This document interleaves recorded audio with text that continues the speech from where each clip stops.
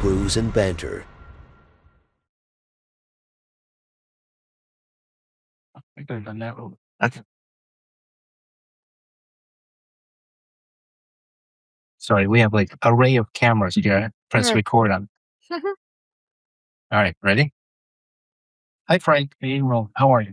I'm great. I'm excited because we're actually having a guest up to talk about a topic we never have talked about. Yeah, and it's different for us because it's it's a little more mature, I think, than some of the stuff we do.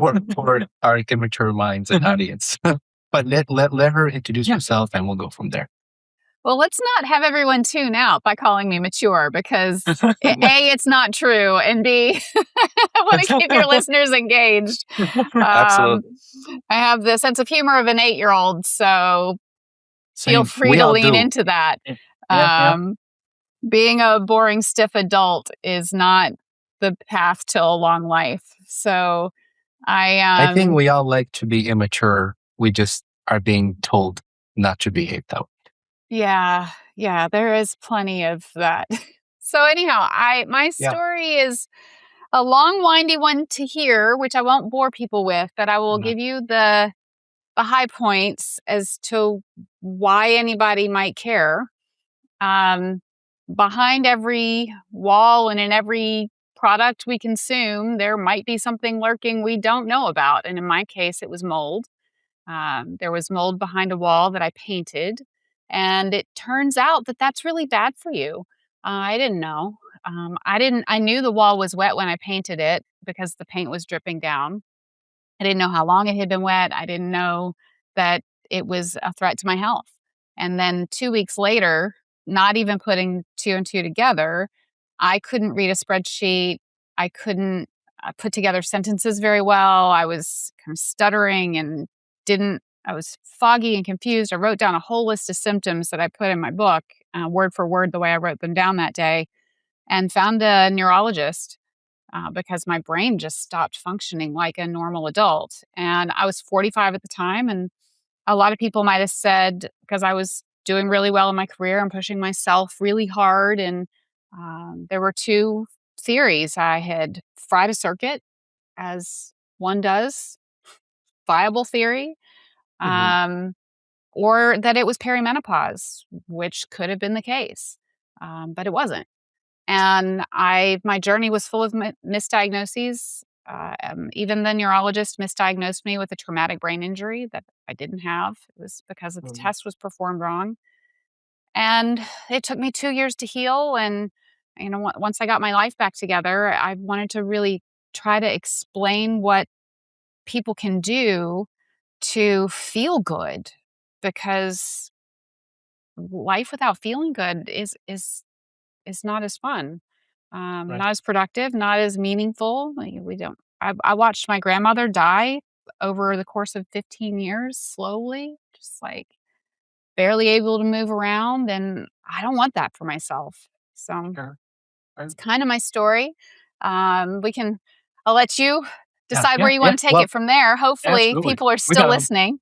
We got a lot of places to go now. So Sandy, originally, this is all started from the mold exposure that you had. And prior to your mold exposure, you mentioned you were successful pushing yourself.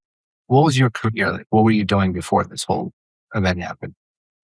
Back to living like a child, I was running Comic-Cons. And nice. Were you dressing up like in character and stuff like that? I was not. No, I was way too uptight for that. Okay. Well, now you would, though. Now you would do it. I would do it now for sure. Yeah. I did dress up as Bumblebee once with my nephew, who dressed up as Optimus Prime when I went to a friend's Comic-Con. But I never dressed up at any of mine. There is a documentary about me running that show. It's called Surviving SuperCon. So if anybody wants to watch me being a total bitch, that's where you can do that. Hopefully I won't resurrect the bitch today.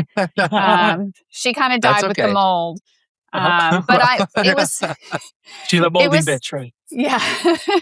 It was 2020, and we had just run an event in Richmond called GalaxyCon Richmond. And 2 weeks later, the whole world shut down, and we took that business and made it virtual. But we gave away we refunded $400,000 in tickets and had to pivot. Now, the thing that's amazing is that we got to a point where we were quadrupling our revenue every month compared to the prior year because we were so successful virtually, but because it was such a tight period of time in which we had to go, I was in the documentary, I joke about working 14 hours a day, 6 days a week, but it was serious. Like, there were some 20-hour days in there in September of that year when I took the platform and made it like a really viable product, a viable tool, put it all on Shopify, did it all myself. And then in October, I couldn't run reports on the event, on the setup that I had just created. And so that's when I knew, because I created the whole system and then couldn't run the reports on it. Right. Couldn't read the spreadsheet. But yeah, we've had lots of fun running Comic-Cons over the years. And I never ran one after I got sick because it took me 6 months to even figure out what was wrong with me. And it took another year before events came back. And then by that time, my personality shifted so much as a result of losing my identity completely. Because everything I knew to be me got really quiet. And I figured out the cool part in hindsight is that I was stuck in presence. So I got to find out what presence is, which is kind of neat. I can't say I access it as much as I'd like to now, but I'm glad I'm not stuck there. And it's nice to know what it is. I had been trying to find the power of now for a long time, and I was hoping. Have they been reaching out to you to see if you could take that over again? No. No? No. Do you remember the comment about the bitch? They were happy to lose her. Yeah. Oh, they were like, okay. Yeah. But no, so I wasn't as nice in a person. October was the first sign.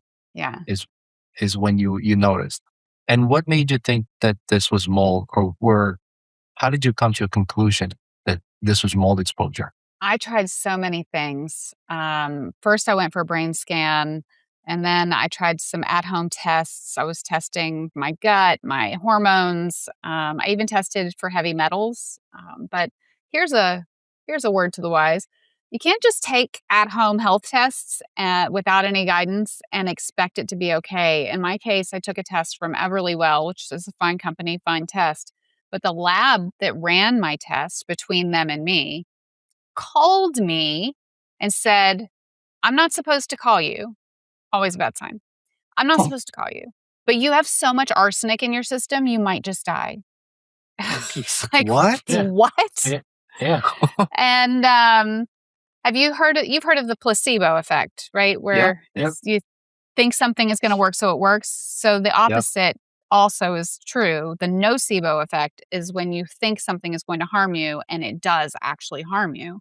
And so it took me over a month to feel back to any semblance of myself again after that, because the shock of you might just die from someone who seemed to have evidence of that freaked me out. So what's the first reaction? You hear this on the phone where a lab says not supposed to call you, but you're about to die. But where did that come from? Where was all this arsenic? That's a great question. So it was a crab cake. Apparently, crab has a lot of organic, natural arsenic. For anyone who's listening, I'm using air quotes because I don't understand what that is. I've read descriptions of it online, but it's still, I don't understand how there can be an arsenic that doesn't hurt you and an arsenic that does. Somebody is a scientist who's listening who's laughing at me right now, but I don't get it. So what I had done was 36 hours before I peed in a cup, I ate a crab cake. The night before I peed in a cup, I took something called activated charcoal, which binds to bad stuff in the body and apparently has you pee them out. So I peed out all the arsenic from the crab cake and in one just dump. And so it's good to know that you can excrete it that quickly.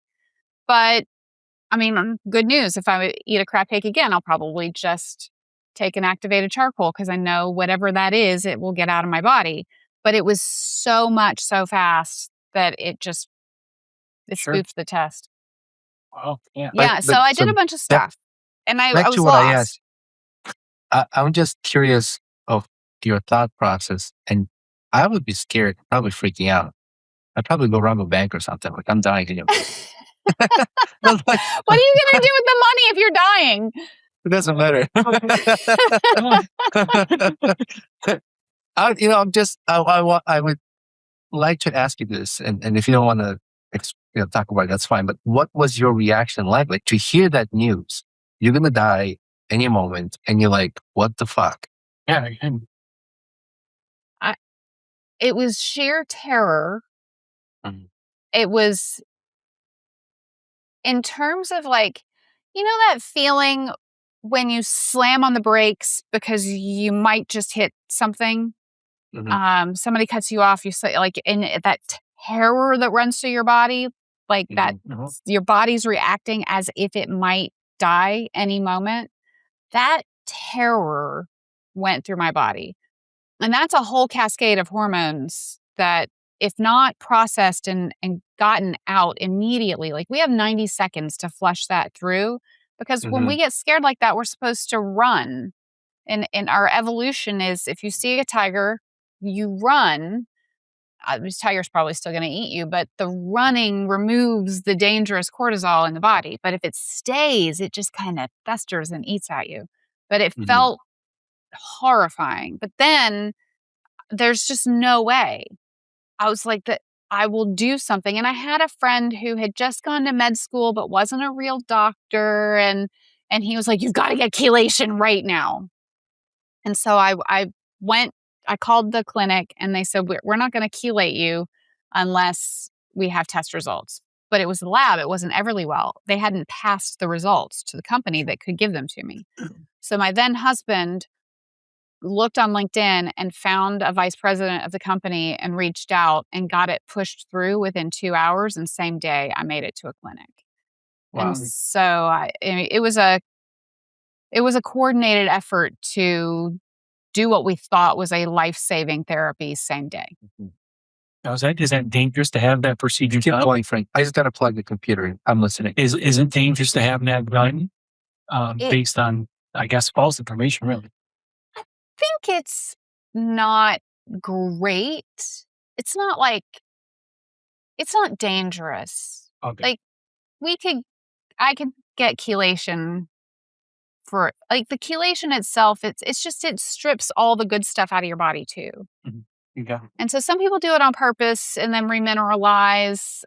It's excessive. It's not something that is advised, even in the health optimization space. Like, I've heard some people suggest it's a good preventative measure, but I think it was wise of them. And they took a blood sample before they ran the chelation. And this is how we found out that it wasn't arsenic. It took 10 days for my blood test to come back, and I didn't have any arsenic in my blood. And so I went through 2 or 3 treatments before that came back, which is fine. It didn't hurt me. But there was nothing to worry about. And thank goodness they did the test. They found other things that were wrong with me that helped me figure out how to get better. But that was a journey. And then I didn't figure out it was mold for another few months. I was listening to Dave Asprey's book about his health, and he had a similar brain scan that I had, and there was a particular panel in it that made it look like I'd done a lot of drugs, but I hadn't. And same for him. And they figured out for him it was mold. And I was like, test for mold. And then that was it. See, those Comic-Cons are really famous for drugs. To hide all the shit. Funny story though. Once they decriminalized marijuana in Miami, that show got really mellow.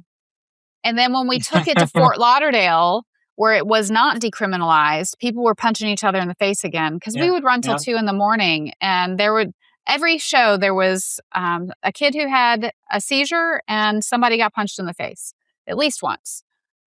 So it's once. Yeah. And with 50,000 people and drinking and stuff at night, somebody's going to get punched. Yeah. So it's important to talk about being, we're just kind of touching on, a bunch of things here at the beginning, but it's important to be an advocate for yourself. I mean, so you've done research and you try to figure these things out because, doctors aren't always right. I mean, most of the time they are, I guess, or they're definitely trying. They're not lying to you, but there are some mistakes made. And in their case, Well, can I give you an example that I think Absolutely. applies to literally everyone listening right now, at least to somebody in their life? Drink more beer? They drink more beer. Actually, that's not advised for your health, contrary to popular that's belief. advised by us, not you. Okay, all right. Yeah.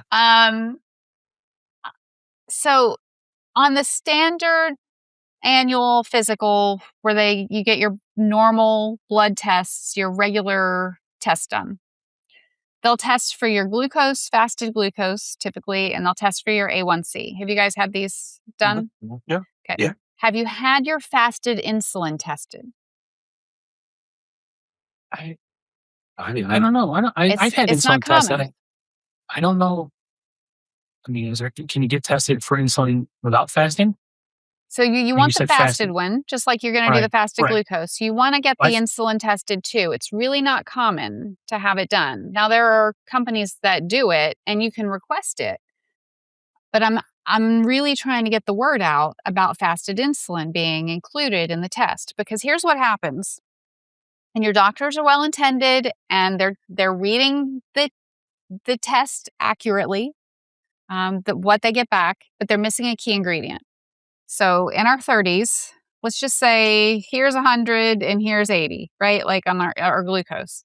Mm-hmm. And so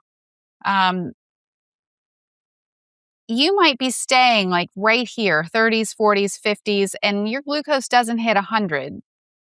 And your doc's like, yeah, this might be a little high, but we're not really worried about it until it hits 100. But all the time that this is being balanced, this is the insulin level in your body. It takes more and more insulin to keep it at a level. Right.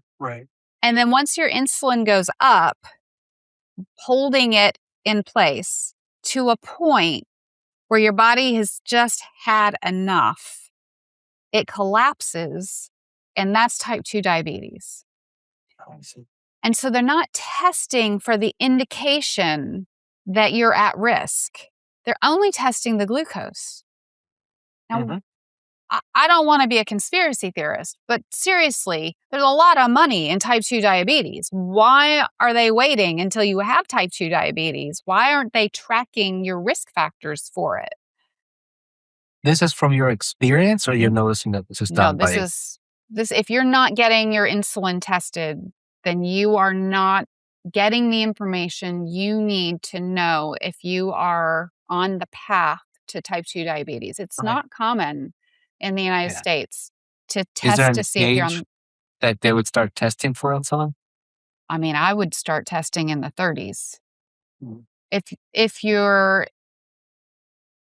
I would say anyone with a weight issue as early as in your teens. It's such a critical piece of information. I mean, we have children now with type 2 diabetes. So I would say it's based on body type. I'm fairly thin, but it doesn't mean that I'm not at risk. And so we're the world's fattest country. I mean, we got so much shit in our food that everybody's, it's easy to deal with it, hit portions. And so I don't really blame the doctors, because they are only allowed to test what the insurance companies will pay for. Right. So your doctor's really well intended. Yeah. The doctor wants you to know. I don't know how much these tests cost, but I mean, if you request it, I don't imagine it's too expensive for people to pay out of pocket for it. For this particular test. I did it through Function Health recently. I got 160 biomarkers done, and it cost $365. And then I get to test again in 6 months. And so, yeah, I mean, for a lifelong potential illness, I mean, that's a pretty solid investment. Yeah, I think some people can. Some people probably can't afford that. And but what's the price you're paying if you get that? Well, I would say just to kind of from that part, a family who is struggling already, $300 it's quite a bit for them. But I don't know that that's the case for all insurance. Maybe some insurance companies do cover. if And, you're and to, I think if it's a, if we could just get everybody to ask their doctors, if we could create a movement where it became standard practice to test for fasted insulin, I think everybody would be better off. I mean, people are taking Ozempic and Mounjaro and Wegovy for type 2 diabetes now, and that's at minimum $250 a month. And so even just there, and we all know insulin's expensive, and yeah, metformin's not cheap, yeah. and that's the number one drug for type 2 diabetes. Right. Metformin kind of suppresses your appetite, right? I know I think that they all do. the semaglutide shots do, the Okay. GLP-1s suppress the appetite. I don't know about metformin. So Sandy, I want to, and I'm gonna mispronounce it. I know.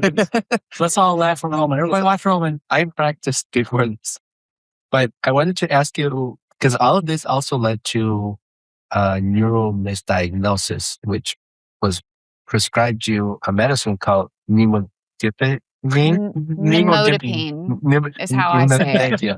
Thank you. Was there a side effect of that? And like, how did you find out? Refuse it, right? So there's that one I refused. I did take nystatin. I can tell you both stories. The neurologist suggested that I take nimodipine. It's a drug given to stroke victims to open up the blood flow in the brain if there's a clot. And it might have worked, but it seemed like such a harsh thing to do. I waited to fill the prescription. And then he also recommended hyperbaric oxygen therapy and neurofeedback. And the hyperbaric doctor asked me what my neurologist had recommended. And when I told him, he said, well, did you see Dr. So-and-so? I was in Fort Lauderdale. This is a pretty big city. This isn't a small town doctor. And I was like, how do you know that? And he said, well, he's the only one that recommends that drug. And so that was, doctors won't shit talk other doctors. But he did plant that seed, and I decided not to take that drug. But that was hard because I was really, really lost. And my now ex-husband, my husband at the time, he was running the company by himself, and he needed me back. It was terrible. He was like, you have to do whatever gets your brain back. And I was like, yeah, but not that. I'm not going to do that. And I said no. But then by the time I figured out it was mold, and it took a month to get the appointment with the doctor who tested me for mold. So I had time to read up on what to do about mold. And so even though I knew when she recommended the drug nystatin, it's a powerful antifungal that's sometimes also given for cholesterol. When she prescribed that, I was like, I'll take whatever, because I was so bad by that point. I couldn't stay awake past 7. I was like, whatever, we'll take the drug. And 4 days into it, when I could not stop thinking about drowning myself in the tub, I was desperate for help, called everyone I knew. It was very difficult, oddly enough, to get help on that day. And then the next day, I looked in the cabinet to just take my pill in the morning. And I was like, oh, you're new. And that's when I stopped taking nystatin. So I only took it for 4 days. And I called the doctor and I said, I can't take this drug. And she said, but that's the protocol. You have to do the protocol. And I told you need mental health help to get through this process. And I said, no. That's not how we do this. You don't give me a drug that makes me think about drowning myself and then I go tell someone so I feel better about that. That's not how this works. It's a weird cycle for sure. Yeah. And I was like, yeah, no, I'm not taking the drug. And she said, well, then I can't help you. I was like, what? And so I had to look for another doctor at that point. And then I found someone who was an expert, but you got to be really careful if you've got issues with mold, both on the remediation side and on the health side. Because if you get a mold specialist, they know how desperate you are. And he charged $650 an hour and required all of the payments for all of the tests, which none of them mattered, required them all up front. He got a cut of all of it. So I had to pay him $13,000 to see him. And I was lost. I didn't know what to do. I was so desperate. And I did take something called low-dose naltrexone. Now, in high doses, it's used to help come off of heroin. But in low doses, it can lower inflammation in the body. So that is the one pharmaceutical that I took in the process that I took for a while. And it seemed to do some good. But I only saw him for a couple of months because he was so expensive. And then he couldn't read the genetic report that he charged me $6,000 for. And so I still don't know if I have the gene that makes me at risk for Alzheimer's, because it's very coincidental that if you have trouble clearing mold from your body, that you have that gene.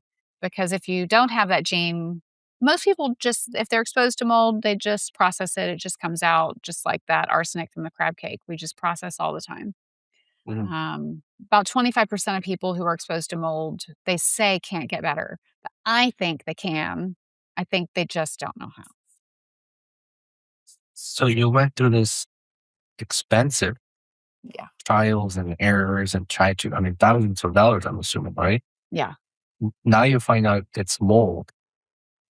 How extensive research have you done into mold and the effect it does on people? Like, what have you discovered? So it's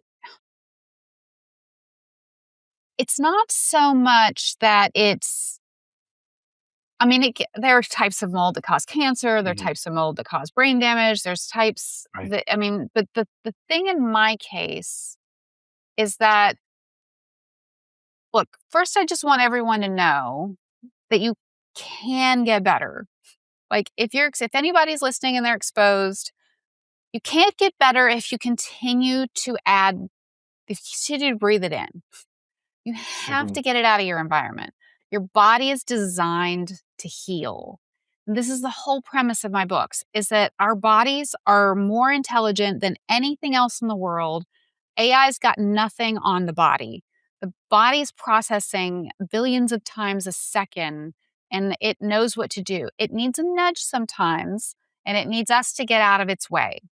So staying in a moldy apartment is not the best way to heal for mold. It's not going to happen. But if you can clean your environment, then you can get it out of your body and you can recover. Because of the placebo effect, I don't really entertain what could be in store for me down the line.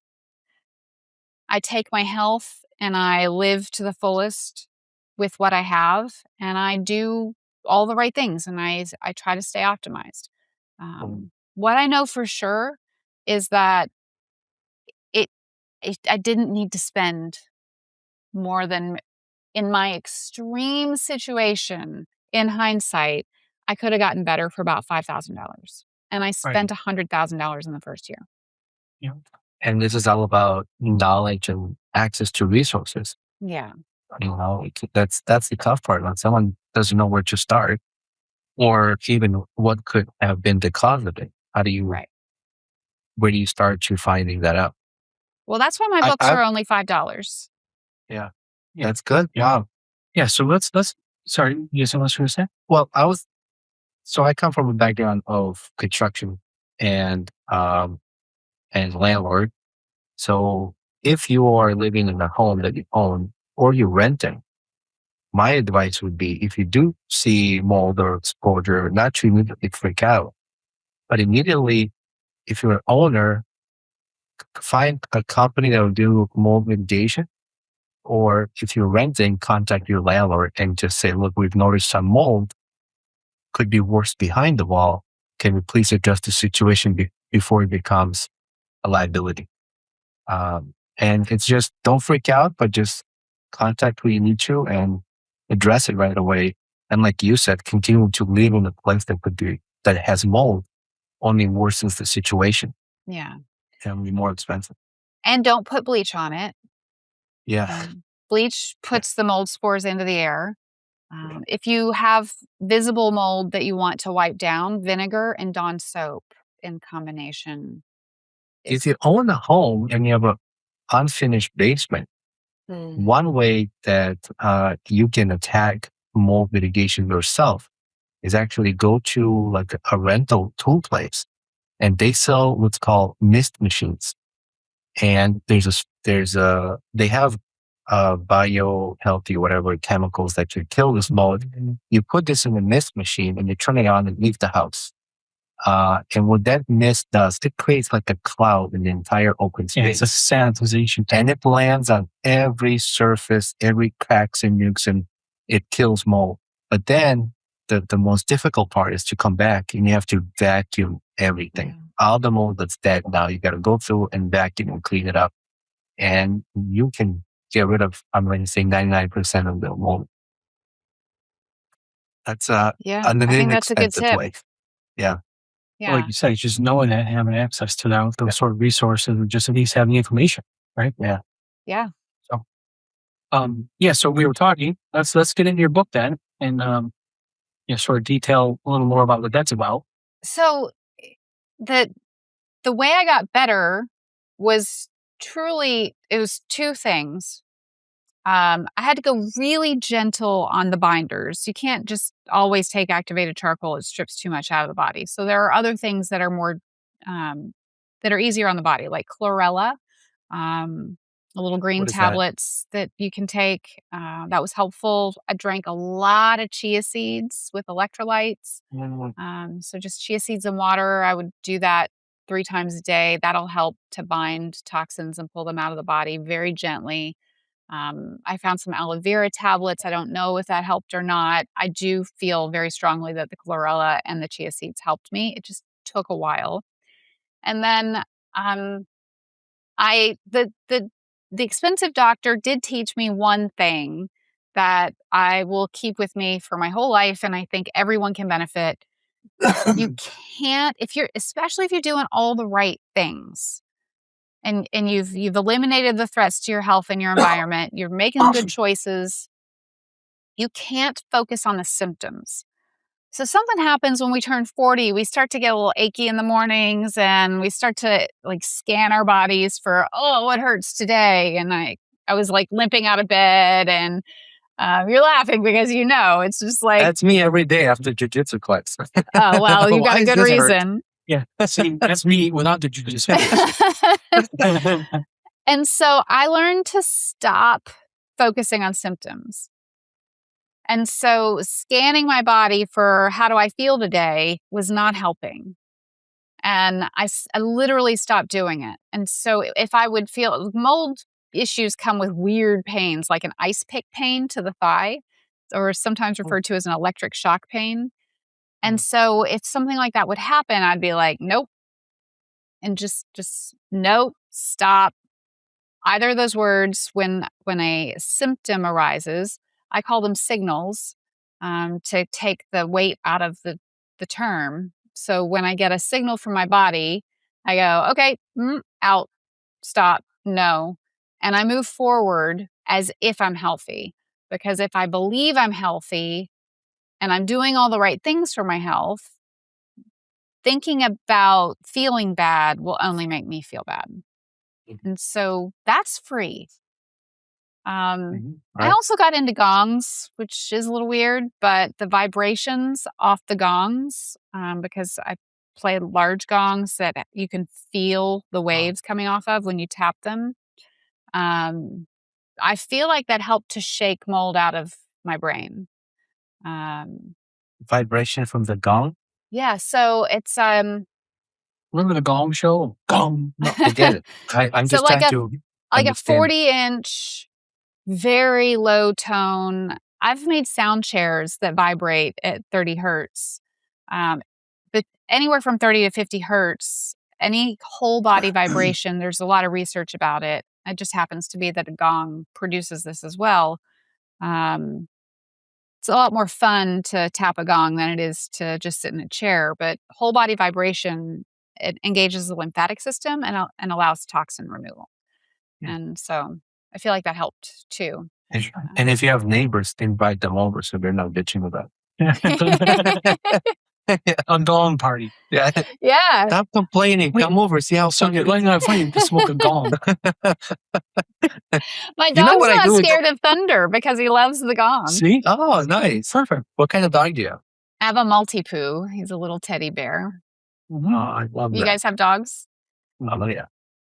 I have a mod. He's 85 pounds. And then we have a black golden doodle. He's a teddy bear. Oh, yeah. Yeah. We lost one last year. So had 3 at the time. But you mentioned chia seeds earlier. I love putting chia seeds in my Chobani yogurt. Okay. Yeah. That's really good. And chia seeds are really good too. Frank, that's really good. I recommend chia seeds after a beer. I'm sitting and listening alone, and I'm like, I'm just learning so much about your chia fetish. Not fetish. I'm just saying it's good stuff. No, it's weird. Chia. I never heard said chia before. Like you just said chia like 20 got times. Some 70s babies in the room. I get it. So, but yeah, that's healthy. That's good for you. And so the book started. Like, when did you decide to write a book? So my first book is Biohacking Starts with No, and it's just a rant. It's just me angry at the world, angry at doctors, angry at how modern life presents so many obstacles to feeling good, from the toxins in the water and the air to the sugars and the processed foods. And it's just me on a rant. And then I realized I should probably say something instructive.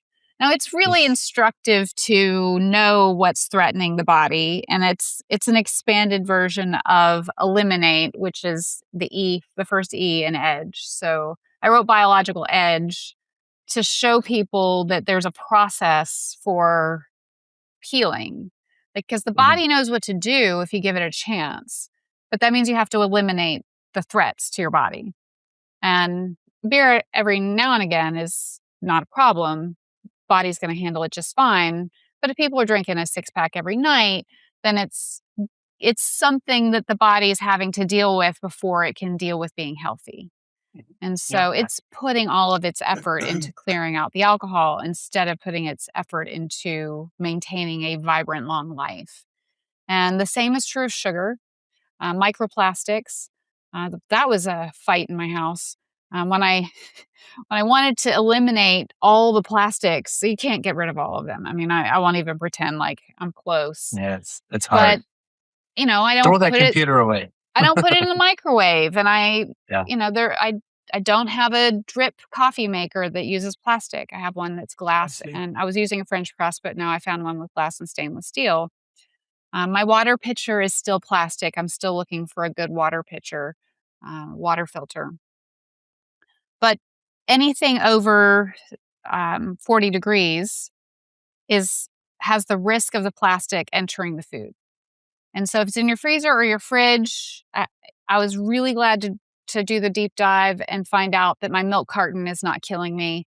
But I'm cautious with anything that I have wrapped in plastic. Like, I'll use a silicone bag instead of a plastic bag for my muffins on the counter. Just little things like that. Microplastics is such a difficult thing to combat because it's in so many places, and they all have such a different range of breakdown levels. Just something simple when you get a hot cup of coffee, it looks paper on the outside, but it's got that plastic lining on the inside. It does. The temperature of the coffee breaks that plastic down to microplastics.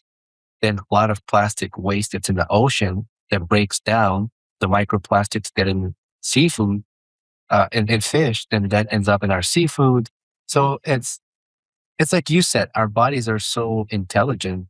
I think they are adapting on getting rid of these plastics. Right. There was toothpaste that we stopped using. I forgot what it was, but it had these like microplastics in them or something. It's like granule almost. And my wife and I were like, yeah, maybe we should switch to. But even your Cuba toothpaste now is really a microplastic. What is that tube made of? I've switched to David's toothpaste, which both is plastic free and no fluoride. What is the material it's in? I think it's metal, some kind of metal, and like maybe it's lined in something just like our aluminum cans are. Yeah. It's but hard the to lining will only break down if it's exposed to the right temperature. Right. So based on the type of plastic it is, different range of temperature causes the breakdown levels. But yeah, so it's a very difficult. I mean, we have a plastic island floating in the ocean. Oh, yeah. You know, size of size of a Rhode Island or something. It's ridiculous. And you know, and it's particularly dangerous for men because plastics and phthalates, which is a flexible type of plastic, but also found in personal care products. Phthalates will be in cologne and deodorant and shampoos and soaps. These things affect testosterone levels. And so the risk from plastics and phthalates for men is showing up in lower testosterone levels, even in guys in their 20s. If you start spraying yourself with Axe body spray as a teenager, you might not have the testosterone that your dad had in his 20s. And so I'm deeply concerned about what that's doing for motivation and healing because testosterone gets a bad rap. It's a wonderful hormone that enables fertility and strength and repair and motivation. I dodged that bullet. Yeah, but without enough testosterone, start getting like chesticles or boobies. Yeah, boobies, right? Yeah. Or if you eat too much edamame. It's chia seed, I think. It's chia. But yeah, so all this stuff that's like environmentally, I know that's part of your book as well. Your most recent book, relieving, the stress levels caused by environmental and sort of outside influence, and it's not really a holistic sort of approach you were discussing. I mean, there's maybe a little aspect of that in your book, right? But I mean, it's more natural based as well. It is definitely all based in fact. What I will say about whether it's holistic or not, I do emphasize the natural intelligence of the body because that's free. Like, we have it. We have the intelligence to heal. It's in us. We don't have to think to heal. If you cut your finger, it's going to heal. The body knows what to do. But if you keep poking it, like Andrew Garfield, the president, he died because they kept poking the wound. Have you seen that Netflix series about him? No, he got shot, and had they just left the bullet alone, it would have healed around the bullet and he would have been fine. But he died because they thought they had to keep poking the wound and poking the pus. They thought that they were helping him heal, but they were aggravating it and it killed him. So on his own, without any sort of outside manipulation, he would have been fine.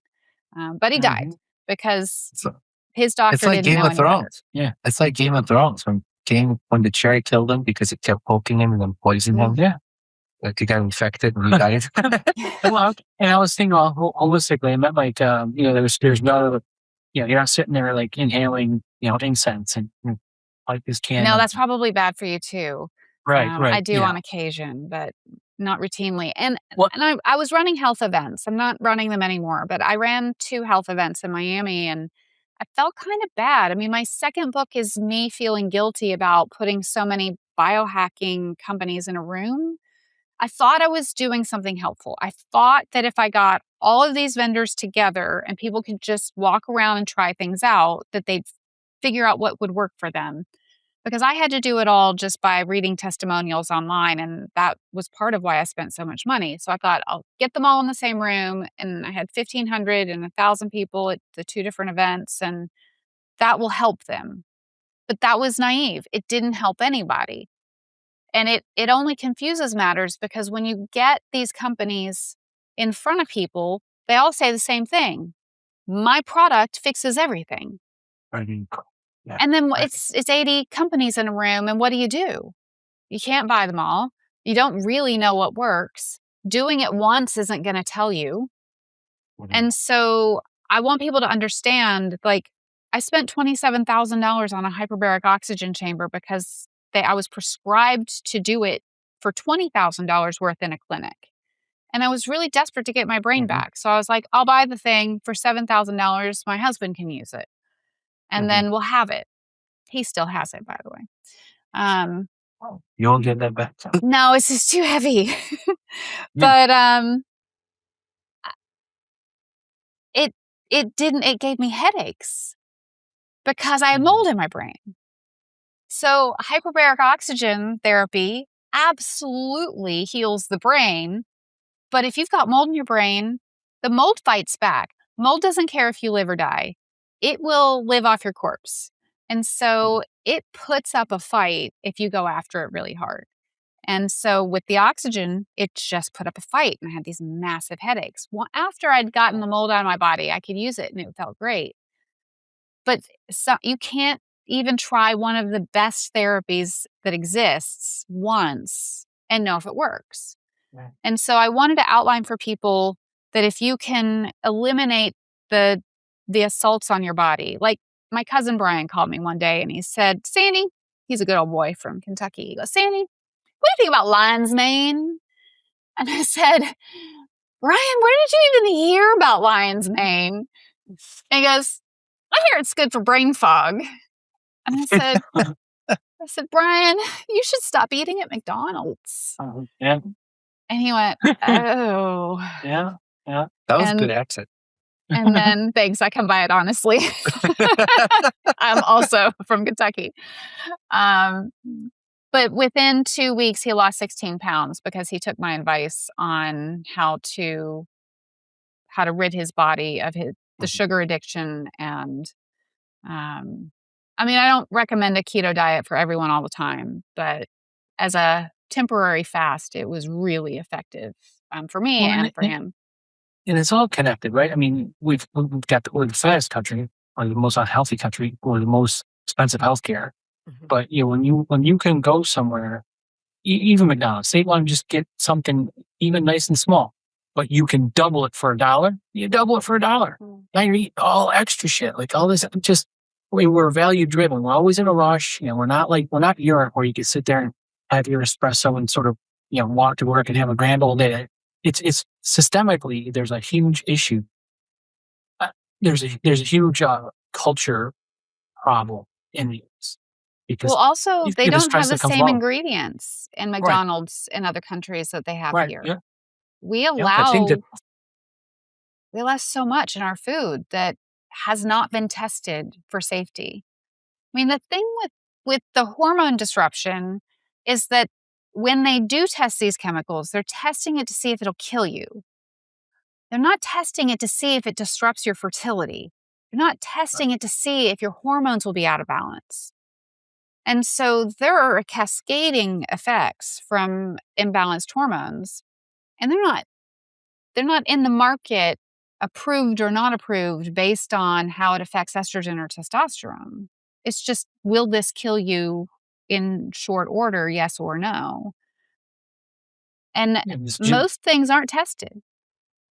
This genetically modified stuff, this one chicken fast food restaurant that people talk about, like they probably full said you want to get all this meat, but like what is unhealthy? Same with cows, same with beef. They want to pump you up. They want to get more bang for the buck. They can feed this animal this much, but they get this much out of harvesting it. But what is that doing? Because there was a study I saw years ago about people in the NFL, like National Football League. Like, you used to have a running back, he's 5'8", 190. Now, like someone like Jerome Bettis is like 5'10", 260 as a running back. Or like linemen, you get 400-pound linemen. Where did this come from? Like, how are people this big and still that athletic? Like, and so they said it's part of what our country is able to feed people.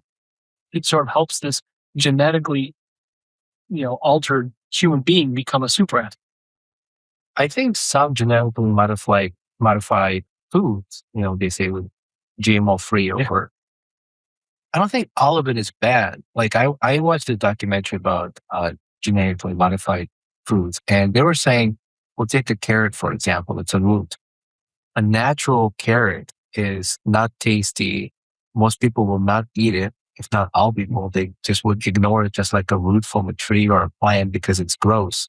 That's the way I feel about onions. But it contains, we're not going to go there. But it contains good vitamins. So they genetically modify it so that it's orange and it's not disgusting, and therefore like people will eat it. So I think same maybe with tomatoes. So there's some vegetables and maybe fruits too that are genetically modified, but that maybe not as bad as we think. But other things that if you got this chicken that's in a grocery store that looks like giant watermelon, which is not normal. Yeah. And then I buy chicken from my friend who owns a farm and it's nice and lean, how it should look like. So you're like, But that food tastes way better. Like if you buy the stuff that's like, I don't know. I don't know if even organic, it's even, the organic food you can buy in the store. I don't know if that's even fully organic. Yeah. I mean, but if you go find Yeah. someone that's a buddy or a trusted source, and you can go buy it off of their, homemade sort of thing, that food and those vegetables, all that food, that meat, that all tastes better to me than stuff you buy. Yeah, I buy the Amish eggs in Virginia. Mm-hmm. Yeah. Yeah. They're not organic, but because they can't afford the designation. Well, who can? I mean, that's the problem. Right. Like, so you buy it because it says organic. Like, I don't give a shit. Like, I mean, right? Is it organic financially driven? Yeah. Is it more marketing? Yeah, it's organically driving more cash to the government. That's what it's organically doing. The thing for the about designation. Genetic engineering that I don't think that it's the engineering that's the problem. It's what is it being engineered for is what we should really all care about, because most of the corn grown in the United States and Mexico is genetically engineered to survive a crop dusting of Roundup. And so they're just putting the pesticides directly on the corn and the weeds die, but it's modified so that it doesn't kill the corn. And so this other life-killing substance, Roundup, is being dumped on everything. And I don't want to eat that. Mm-hmm. And so I'm really careful about corn, strawberries, wheat. Apparently they're putting glyphosate, which is the ingredient in Roundup, they're putting that on harvested wheat. And they started that around 2006. And that's when people started to have all these gluten sensitivities. Might not be the gluten so much as how we're harvesting the crop. Mm-hmm. And so there's all this weirdness that has come out in the last few years. And then it became political, and that sucks. Like, why can't we just care about our bodies and our health without taking sides? Even peanut allergies. Like I growing up as a kid in the 70s, asshole. I don't remember ever have anybody ever. Yeah. And maybe even until I got to high school, I never heard of peanut allergy. Yeah. Now there's just it's very prevalent. Like I don't understand what happened with peanuts. Or not everybody. That there's just a lot more people allergic to it. I don't even know how to grow peanut or what happens with that. But I just don't understand these gluten-free or what's the people can't have gluten, like celiac disease, yeah. Right. It's, I don't understand. I mean, it's a real problem, and I'm not dismissing the people to have that, but how did we arrive at where we are now? I think we arrived at it with the gut dysbiosis. So in 8-year-old terms, because that's my preferred way of communicating in my own life, if you're not shitting properly, it's not working, right? Like you got to go every day, and most Americans don't. But what's causing that issue that they're not? Like what it's the has processed happened foods, right? But peanuts are not processed, right? But it's that because of the processed foods that we don't have the protective immunity against these things. Can we go back to you saying most Americans don't shit every day? What? I don't think most Americans poop every day. I think constipation. I'm not like most Americans. Really? I need to be fact checked on that. Yeah. Well, I'm definitely not. I was going to say, I'm the other way. I don't think I can go without going twice a day. Well, you're working out, and you know a lot about health just on the little bit you've said already. So I think that makes sense for you. I mean, I would think that if I'm eating unhealthy food, wouldn't my body want to flush that out? Like, Yeah, get this poison out of me. yeah. Well, I think that that's why some people have inflammatory bowel disease. That is the like Mhm. total rejection of the body is just so Mhm. inflamed and can't handle it. It's also a gut dysbiosis problem. If Mm. you can get all the microbes in balance, they will take care of you.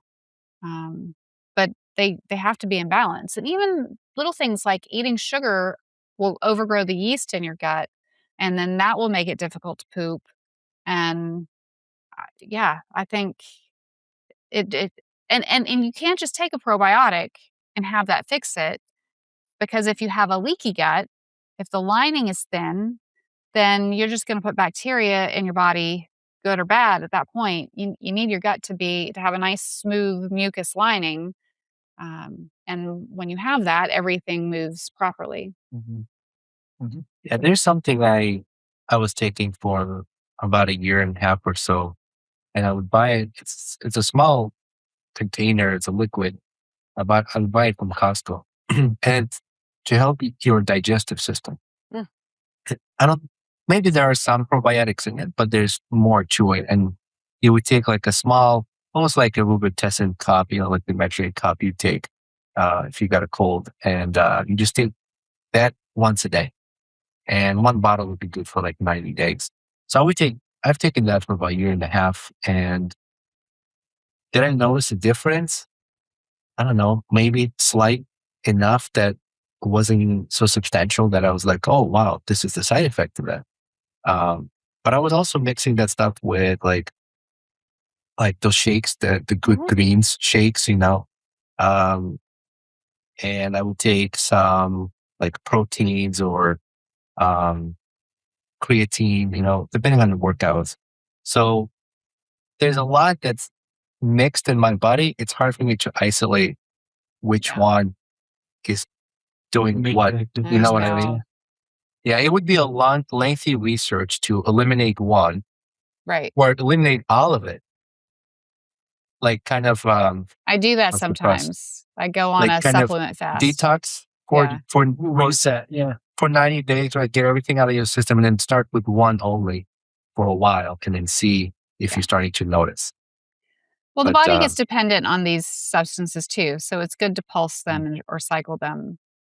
But mhm, that brings me back. I got lost on my story about my cousin. Um, that's why I tell everyone, and it's not because I'm into natural healing. I'm into recognizing the natural power that exists within us to heal. And so it's not that I want you to sniff lavender oil and that will Mhm. make you feel better because it's natural. What I really mean is that your body's smart. Let it do its job. Stop assaulting it with outside um, compounds. mhm, Find one and eliminate it. And it might be blue light at night. It might be eliminate the phone after 7 p.m. It's different for everybody, and I'm extreme. I've eliminated so much joy from my life, but also the phone addiction I can live without. Yeah. Um, and I love cupcakes, and I don't eat them anymore, not very often. It's got to be like a birthday or something. And chia seed Um, cupcakes. and so once you eliminate the things, then you can start to hear your body's signals better, and that's what I call decode. mhm, And then, only then, do I think we should start adding supplements or devices or things. Like, I love to put light on my brain, but I don't do it all the time. And it was the first thing I bought when I was sick, and it didn't do any good because I was sick. And it's not a miracle, doesn't do everything, but I do like the feeling now, the subtle feeling of a little bit more energy when I do something mhm. like that. Um, Right. but it's last in the sequence. It's for people who are feeling better and want to be at who want to perform at a higher level. These aren't about curing diseases or the devices on the market and the supplements. I mean, they're supportive. They're not nothing. Nothing's a cure, but the body has the ability to heal anything if we just give it a chance. So it's not a cure, but it could help prevent Mm-hmm. once you are cured. Yeah. Or jumpstart. Yeah. So Sandy, what is your mission now going forward? I two things. One is that I really, really want people to take this fasted insulin advice. Ask your doctor to test for that. As many people as I can get that idea in front of, the better. And the second thing we haven't talked about, but it's the subject of my next book. I want to put more love in the world. And my next book is going to be Love for Longevity. And relationships make a huge difference, and how we carry ourselves in the world. The body is more apt to heal if we are in a loving state than in an agitated state. Well, for sure. I don't know what the plans are for this book when it's going to be done. But certainly we'd love to have you back on to talk about that if you want to do with us 2 weeks again. Love that. I think the world needs more love. For certain of it. Absolutely. Yeah. I mean, and you talk a little bit about it, like politically, the world's a mess. Everybody just, it's sad to do things that you used to be able to do and not have them said. Like watching TV, all these things that you could have done, or just talking to people in general. There's so much negativity. It is what it is now, but hopefully, more people will be able to change that. Is. I don't know how, and I don't know how long it's going to take, but I guess this needs to start. Yeah, just I think the amount of division is so much. I don't even recall it being this much. It's exhausting. Yeah. And maybe we need more. If we can learn to love, looking past disagreements or different views, I think there'll be less of that hate and division. And it's okay to disagree, but it can be constructive. It doesn't have to be argumentative. I mean, in fact, not everybody should always agree. Yeah. I mean, it would be a really shitty, boring world. But you can talk about it, constructively and civilly and have that conversation. But unfortunately, that's a healthy conversation can also be educational, whether they learn something from us or we learn something from them. You never know. So the love of, what is it? Love for Longevity is the working title. But it's about halfway done. It's a work in progress. Make it a picture book for them. Get a picture book. I do have one of those. My first book was a children's book, and it's called Love Prince. Okay, so this is going to be your 4th book? Yes. Yeah. I forget about the children's books sometimes. They're all on Amazon. But the children's book, I told my nephew when he was 5 that he could ask his heart for love anytime he wanted, and it would just give it to him. And he went, "Oh, I know. When I ask my heart for love, it gives me so much love. It comes out of the top of my head and my feet. And when I walk, I leave love prints." And so that's the first one. Nice. So all the books can be found on Amazon. Yeah. Okay. And we can put a link in the description as well. Are you promoting your current book now? Are you doing signings and? I'll be at Dave Asprey's event next week. I'll be in Louisville for MagnaCon in June. But other than that, I'm not really promoting the book so much, except telling people on podcasts. But it's the latest one is Biological Edge. That's the one that I think is really constructive. But if you want a good rant, the first one, Biohacking Starts With No, is a lot of fun. I think I want to see the rant. I was getting it. But we have good friends that have a podcast actually in Louisville. So we'll reach out to them and see if they want to go. Yeah, sounds good. Anything else you want to add before we wrap it up? The Maltipoo just showed up. He can always tell when we're done with the podcast. And so I don't know how he knows, but he always knows. And he just walked out. Look at that. My dog would never My do baby. that. What does he say? He's like, Andy, Uh, podcast now.